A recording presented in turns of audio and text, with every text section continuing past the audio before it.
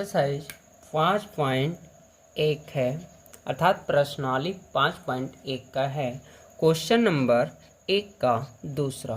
ठीक है, तो विद्यार्थी किसी बेलन में उपस्थित हवा की मात्रा, हवा निकलने वाला पंप प्रत्येक बार बेलन की शेष हवा का 1/4 भाग बाहर निकाल देता है। यानी बेलन में उपस्थित हवा की मात्रा, विद्यार्थी क्वेश्चन कह रहा है बेलन में उपस्थित हवा की मात्रा। तो बेलन में उपस्थित हवा की मात्रा तो पता नहीं है विद्यार्थी, तो यहाँ पर थोड़ा सा हम आकृति द्वारा समझा रहे हैं विद्यार्थी। तो देखिए बेलनकार जो होता है पाइप आकार कुआं आकार का होता है, तो ये समझिए फिलहाल बेलन ही है।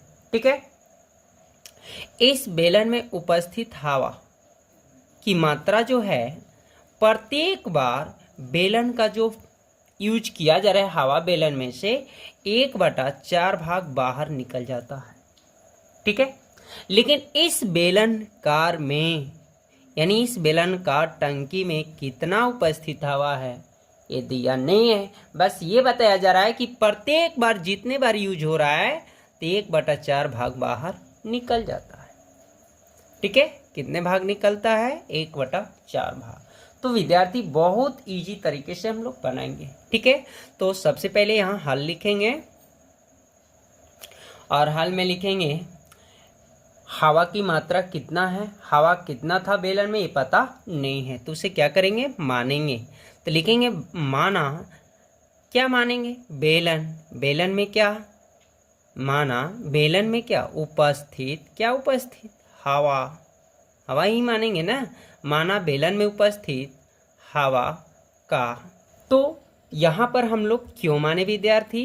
क्योंकि बेलन में तो हवा भरा कितना है ये पता नहीं है, बस यूज हो रहा है 1/4 भाग निकल रहा है। ठीक है, तो जब किसी का मान नहीं दिया होता है तो उसे क्या करते हैं? मानते हैं। तो माना बेलन में उपस्थित हवा की मात्रा, यानी बेलन में उपस्थित हवा की मात्रा क्या है? x है। यानी बेलन में हवा जब भरेगा तो विद्यार्थी यानी वो जगह घेरेगा तो उसको क्या बोल सकते हैं हम लोग? आयतन। तो यहाँ पर लिख भी सकते हैं माना बेलन में उपस्थित हवा का आयतन क्या है? x है। क्लियर हो गया? चलिए अब लिखेंगे विद्यार्थी यहाँ प्रश्नानुसार।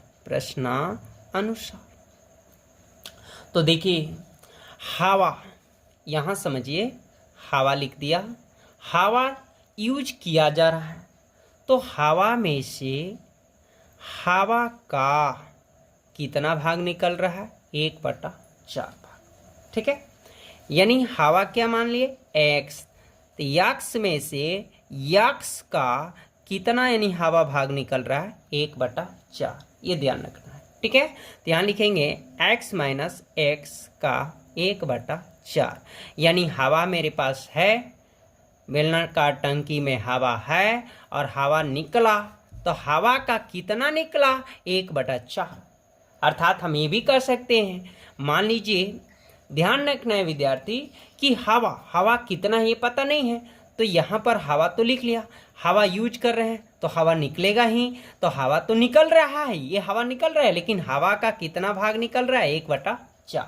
तो हवा x माइनस हवा क्या माने? x। हवा कहते हैं x माने, हवा बेलन में उपस्थित हवा की मात्रा x का मीन्स गुणा 1/4। इस प्रकार हम लोग हल करेंगे। ठीक है, तो लिखेंगे x और का मीन्स गुना, देखिए भिन्न का गुना है, x में करिए x/4। तो ये भिन्न का जोड़ हो गया विद्यार्थी, एक संख्या एलसीएम नहीं निकलेगा, क्रॉस मल्टीप्लाई। तो 4x में से x घटा लीजिए, 3x/4। ठीक है, अब देखिए इस बेलन में अभी हमने माना था उपस्थित x, तो x में से निकला हवा, अब कितना बच गया विद्यार्थी इस टंकी में? तो 3x/4 बच गया। 3x/4 बच गया विद्यार्थी। ठीक है, अब देखिए अब दूसरी बार फिर यूज करेंगे हम लोग, तो लिखेंगे 3x/4 में से हवा निकल रहा है क्योंकि अभी शेष यही हवा बच गया, तो 3 हवा माइनस हवा का कितना बार प्रत्येक बार निकल रहा है? 1/4। तो 3x/4 माइनस 3x/4 का 1/4 लिखेंगे। क्या समझ में आया? तो लिखेंगे अब शेष ये हवा हुआ बचा, यूज किया, अब दूसरा ही बार यूज हो रहा है, तो हवा हमारे पास कितना है 3x/4, अब माइनस हवा, कितना हवा है वही है 3x/4 का कितना यूज हो गया 1/4। क्लियर हो गया। अब यहाँ पर का मीन्स गुना होता है। अब देखिए पहले बोडमास थ्रू आप पढ़े होंगे, पहले गुना हल करेंगे तब सब्ट्रैक्ट और ऐड होते हैं। तो देखिए 1 का गुना करिए, वहीं सेम चचौ का 16, 4 और 16 का एलसीएम कितना हो जाएगा विद्यार्थी 16, और यहाँ 4 4 3 12, तो भी इनका घटाव जोड़ रेडी होना चाहिए विद्यार्थी। तो देखिए अब दूसरा चरण में हवा हमारा कितना बचा, तो विद्यार्थी हवा जो हमारा बचा इस टंकी में, बेलनाकार टंकी में 9x/16 बचा। तो अब फिर यूज करना है, तो प्रत्येक बार 1/4 ही निकल रहा है, तो 9x/16 हवा है। अब इस हवा में से हवा यूज किया जा रहा है, तो 9x/16 का हवा का कितना निकल रहा है 1/4। कन्फर्म हो गई। तब लिखेंगे विद्यार्थी 9x का कितना निकला 1/4। इतना क्लियर हो गया। अब देखिए का मीन्स गुना होता है, चलिए इतना कन्फर्म हो गया। 16 चौका क्या हो जाएगा 64। अब देखिए 16 और 64 का एलसीएम निकालिए, कितना होंगे विद्यार्थी 64 ही होंगे, और 4 9 चौका 36x माइनस 9x, तो घटाइए 27x बटा में कितना हो जाएगा विद्यार्थी 64। अब देखिए पहला हमारा हवा क्या था टंकी में बच्चा x में से निकला, अब कितना हवा बचा 3x/4।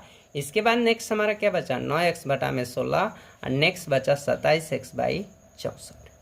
डॉट डॉट इस तरह घटनाएं हमेशा घटती जाएगी, अर्थात ये रूल याद रखना है हवा माइनस हवा का, ठीक है।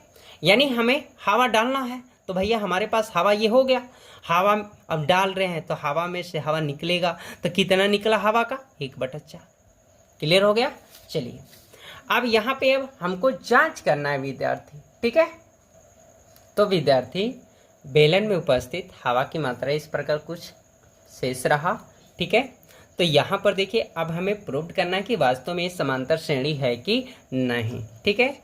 तो प्रत्येक वैल्यू को समांतर श्रेणी को हल करने के लिए, जांच करने के लिए डी की वैल्यू निकाली जाती है, यानी प्रत्येक सार्वंतर की वैल्यू बराबर होती है पदों की संख्या, ठीक है। तो देखिए पहला पद, दूसरा पद, तीसरा पद और चौथा पद, ठीक है। अर्थात इसको ऐसे भी समझ सकते हैं, प्रथम पद, दूसरा पद, तीसरा पद और चौथा पद, ठीक है। तो डी बराबर सूत्र होता है A2 माइनस A1, ठीक है। तो A2 हो गई, इस तरह लिख लेना है। तो आपकी डी की वैल्यू -x/4 हो गई। नेक्स्ट यहाँ डी बराबर यूज करेंगे A3 minus A2, A3 minus A2, तो A3 हो गया 9x/16 और A2 था 3x/4। अब यहाँ पे ये हो गया विद्यार्थी 9x और ये हो गया 12x, तो आपका रीजन हुआ -3x/16। तो पहला सर्वांतर वैल्यू -x/4 आया और दूसरा आया 3x/16, ठीक है। क्या ये सर्वांतर बराबर है? नहीं ना विद्यार्थी। तो हम लोग लिखेंगे 3x/16 आपस में बराबर नहीं है। कारण क्या है?